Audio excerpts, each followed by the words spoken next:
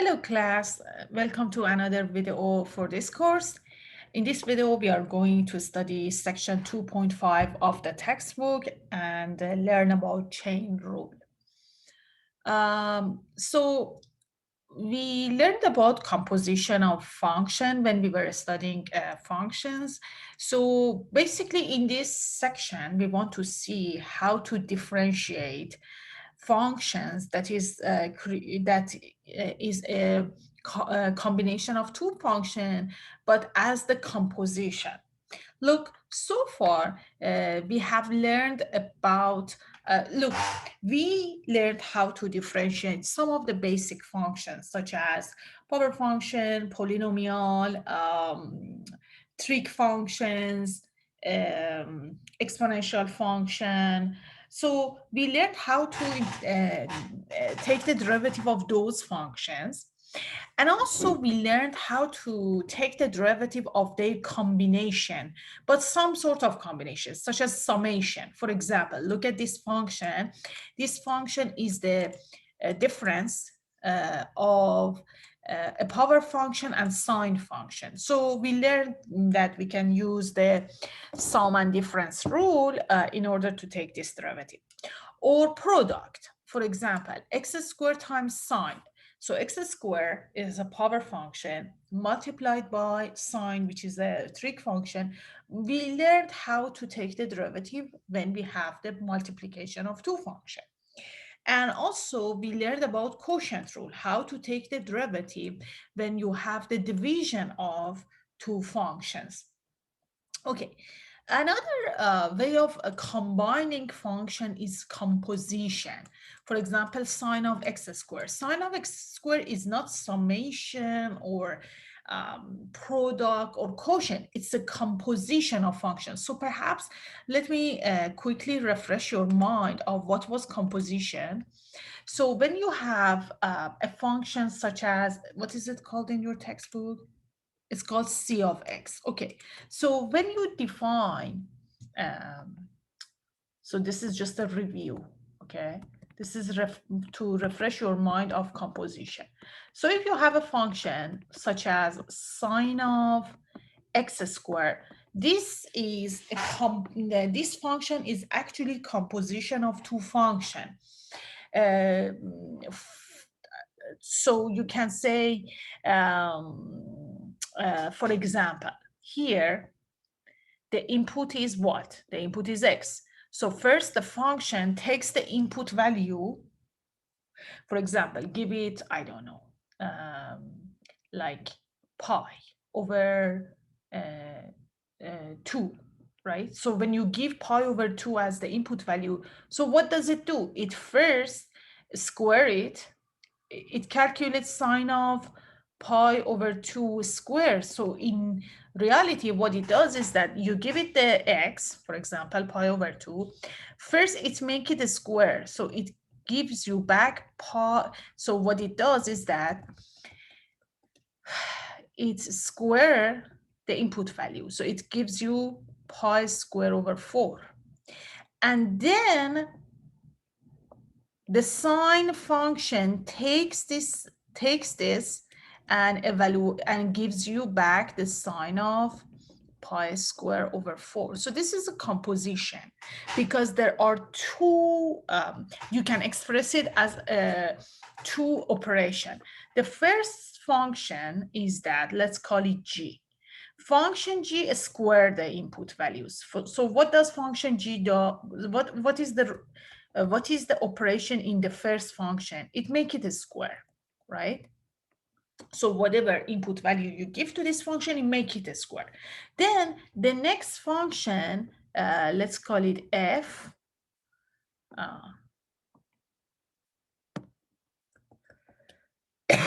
F. This is just sine, the sine function. You give the value, the input value to this function, and it calculates the sine of that input value. So we can say that this is in fact f of g of x. So we can express this function as a composition of two functions, f and g. What is g? G is just power function. It makes everything square. It's x square, you see? This is g. This is g of x. G of x is x squared. What is f? This is f. Sine is f. Sine, in this case, sine is f. Okay, so this is not new. You already know about composition of function. But in this section, we want to see how to differentiate. So the goal of this section is that if you have a composition of function, for example, if you have a sine of x squared, you saw that sine of x squared is a composition of two functions, then how can we take the derivative? What is the derivative? You see? Pay attention that this is not sine of x, because we know that if the function was simply sine of x, then the derivative is cosine of x. But this is not sine of x. This is sine of x squared. So you cannot simply say that, okay, the derivative is cosine of x squared. No. We need to have a technique to take the derivative of composition function. So the goal of this lesson is to find a way. So suppose you have composition of function, for example, f of g of x, right? The question is, what is the derivative? So the question is, what is the derivative of these functions? When you have the composition of the functions, how can we take the derivative? Okay, so that's the thing that we want to learn in this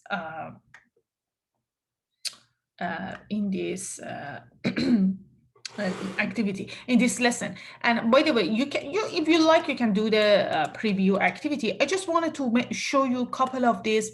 I'm not gonna do the derivative now, but I just wanted to show you that these are examples of composition of two functions. Tangent of 2x. 2 to the x is exponential, so we first have an exponential function, and then we take the tangent. So this is a composition of exponential and trig function.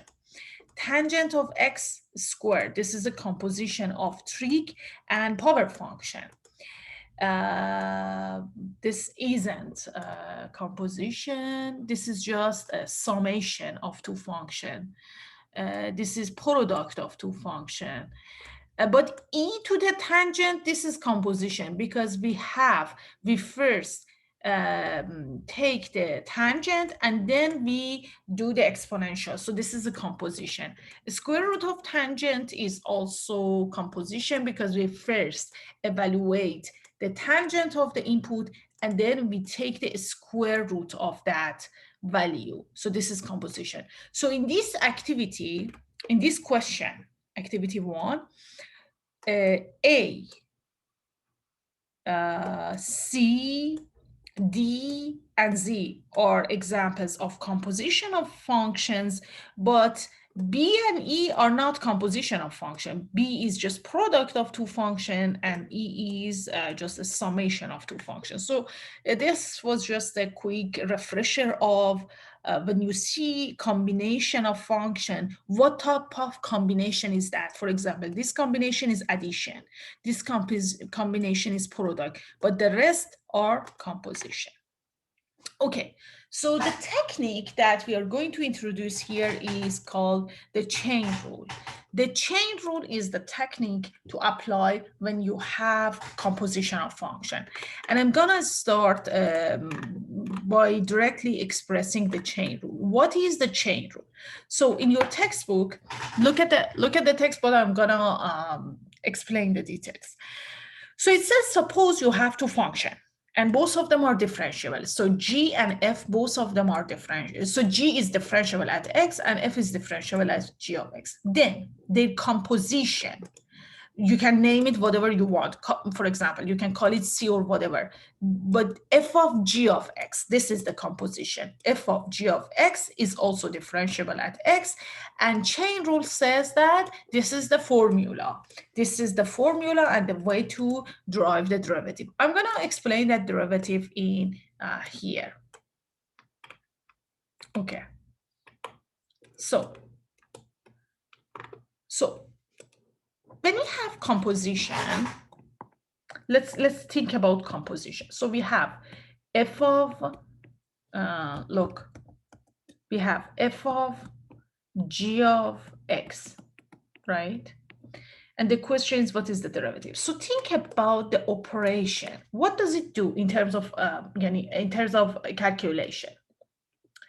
So the first function, what happens is that the function takes the x value, the input, right? The input value x, and because when you do composition, order matters. Yes, we are composing f and g, two functions f and g, but the order matters. Which function takes the input value first? Here, the first function is g. You see, look at the order. It's g. So g is the function that first comes to play. G takes the input value, right? And then it returns the output value, right? The output value, which is g of x. So whatever is the rule of this function, the function g is the first guy, is the first machine that takes the input value x and returns us the output value. Now, when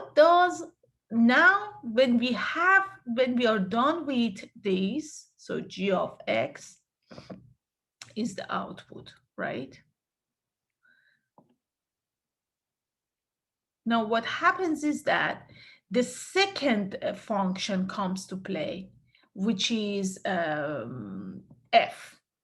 F is the second one. So now f comes to play and take this g of x, take this output value and evaluate it for and return us f of this value, which is f of g of x. So the order matters. And just to refresh your mind of what is the order, when you have f of g of x, g is the inside. G is the first machine, first function that takes the input value. So it takes the input value x, it returns g of x as the output. Then f comes and take the g of x and evaluate the f at that value and returns us the final output value. So this is gonna be the maybe I should call them like something like middle output, and this is gonna be the final output value, something like that, just to gives you where we are standing.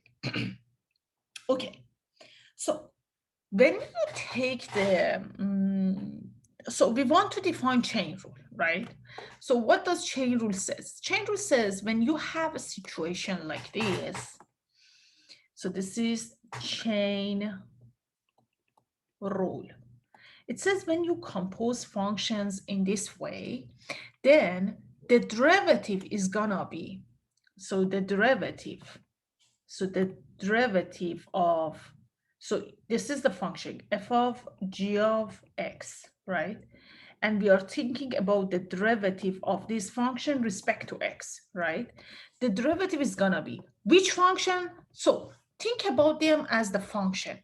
Which function came first? G, right? So g was the function that came first. So first take the derivative of that function. Okay, sorry. So g was the first. So first take the derivative of that function, because g was the first function and it took the input value of x. So take the derivative of g at x, multiply it by, what was the next function? The next function was f, right? So we need to take the derivative of f as well. So take the derivative of f, right? But what was the input value for f? What did f received to take it and evaluate it? F received this value as the input value. This is the value that f is taking.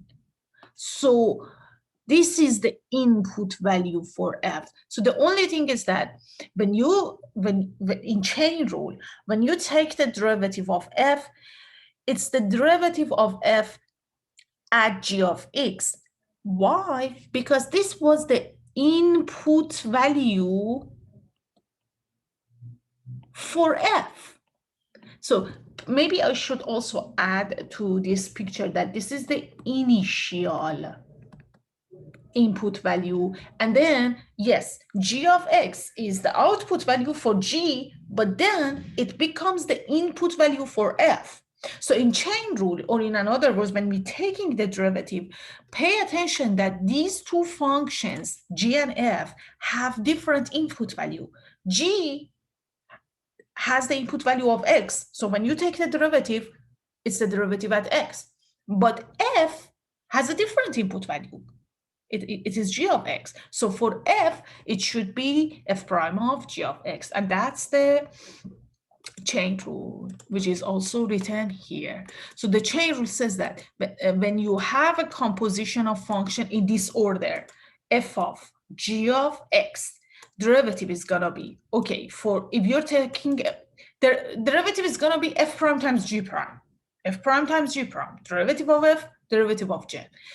But be careful about the input value. You have g of x, so you're gonna have g prime of x. But you have f of g of x, so it's gonna be f prime of g of x, which is the same as I wrote here. So let me show you a couple of examples. So let's first do, let's first go back to this question, right? Because the initial question was like sine of x squared, and we saw that, okay, sine of x squared is a composition of two functions, and the question was what is the derivative of this function? Now that we learned about chain rule, now that we learned the technique, let's take the derivative. Okay, so because this is the for the first couple of examples, I'm gonna show you step by step, but after a while, we don't need to go over all the steps. Okay, so we want to take the derivative of sine of x squared. So because this is the first example, I'm gonna draw diagrams like this. So sine of x squared. What is the first? So what happens? What is the first function? What happens is that